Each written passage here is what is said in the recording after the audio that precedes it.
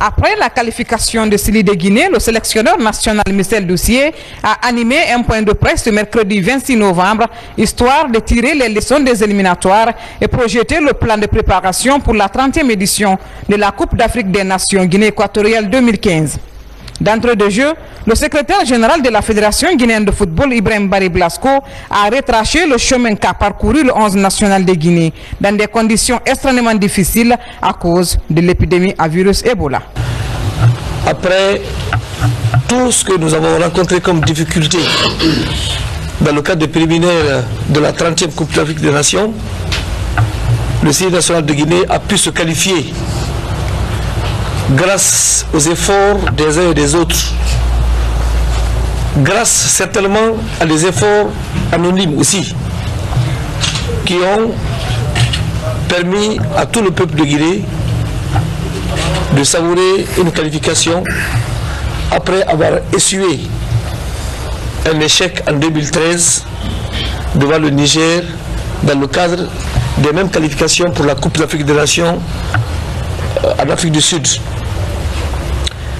Et comme vous le savez, la spécificité de cette qualification réside dans le fait que toutes les rencontres de l'équipe nationale ont été délocalisées suite à une décision de la Confédération africaine de football. Décision due à la présence chez nous du virus à Ebola. C'est vrai que les Guinéens n'ont pas digéré cette décision parce que dans certaines circonstances, d'autres pays auraient même renoncé à participer à la CAN. Mais en concertation avec le ministère en charge des Sports et avec l'appui du gouvernement, nous avons donc décidé de nous engager, vaille que vaille, parce que nous savons que le football et l'équipe nationale constituent un opium pour le Guinéen tout court, le Guinéen lambda. Et c'est pourquoi nous avons pris cette décision de participer à la CAN. Et comme vous le savez, en raison de la situation de cette épidémie dans la sous-région ouest-africaine, notamment en Sierra Leone, au Libéria et en Guinée, il n'était pas aisé que le choix soit porté sur un pays voisin, d'ailleurs, dont la plupart nous avaient fermé les frontières. Et connaissant les liens d'amitié qui existent aussi entre la Guinée et le royaume chérifien, nous avons donc décidé de nous tourner vers le Maroc pour abriter nos rencontres.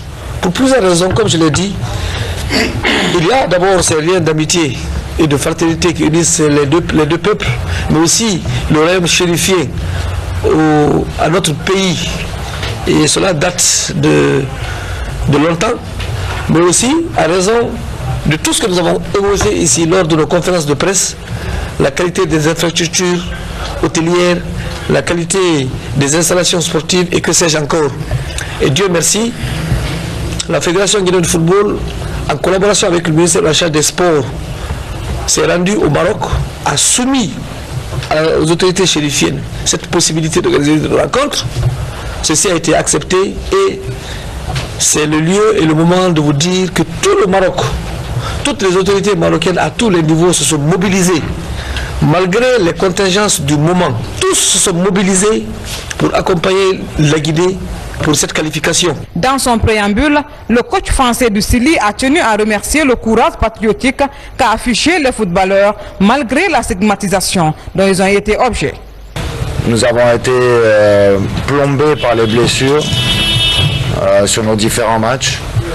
Nous avons été quelquefois sujets à un arbitrage délicat. On a eu beaucoup d'éléments qui ont rendu notre campagne difficile, donc la satisfaction liée à la qualification n'en est que plus grande.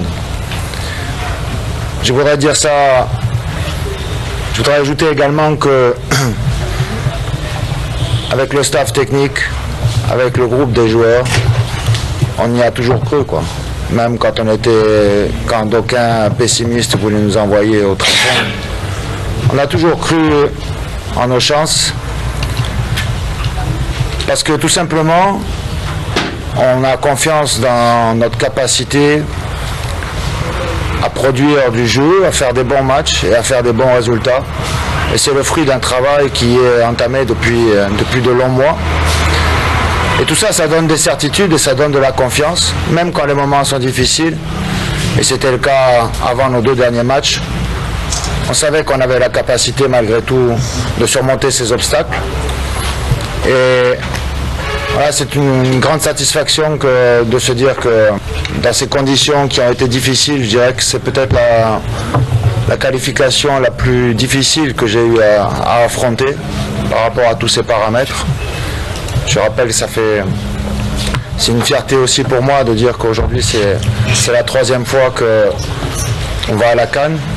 J'avais à cœur d'effacer si possible ce match de Niamey auquel faisait référence le général tout à l'heure, parce que c'était un cuisant souvenir, quoi, de se dire qu'on perd une qualification sur un match.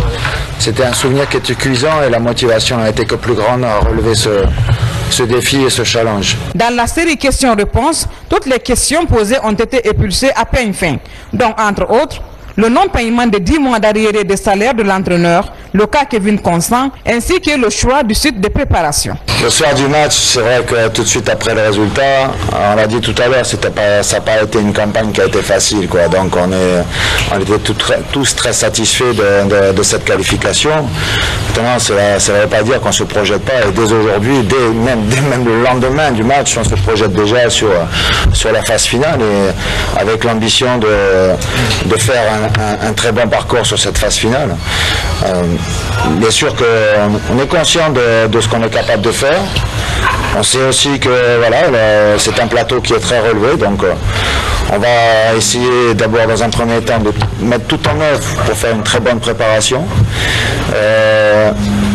Espérer qu'on aura aussi tout notre effectif à disposition, parce que malheureusement, ce sont des faits qu'on a dû avoir affrontés dans un passé récent. J'avais dit avant la campagne des éliminatoires que cette campagne, sur un laps de temps très serré, était parce que si vous avez des garçons qui sont blessés ou en méforme, vous allez jouer les 6 matchs presque sans eux, quoi. Donc c'était un paramètre que j'avais évoqué en son temps, et malheureusement on n'a pas été épargné par ce problème, comme j'avais dit aussi en son temps que c'était une poule qui serait très serrée, mais bon, quand j'ai dit les choses, je ne suis pas toujours entendu. Donc, mais au final, ça a été la réalité. Maintenant, juste vraiment pour terminer sur votre question, bien sûr qu'on va faire en sorte de bien se préparer, de faire une bonne CAN et d'aller le plus loin possible dans cette CAN.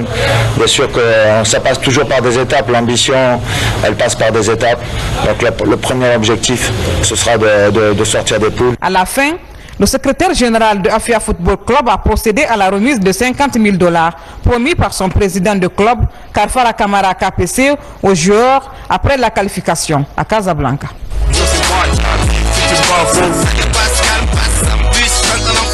Le Sili national a connu des moments difficiles pour sa qualification à la Coupe d'Afrique des Nations Guinée équatoriale 2015. Après avoir joué ses matchs hors du pays à cause du virus Ebola, le Sili a abordé toutes ses rencontres avec un esprit de vainqueur. Dès la première journée, il a battu la formation du Togo sur le score de 2-1 avant de s'incliner devant l'Ouganda 2-0. La troisième journée, le Sili a fait match nul avec le Ghana, un but partout. À partir de cette rencontre, la situation du Sili se complique car classé 4e dans cette poule.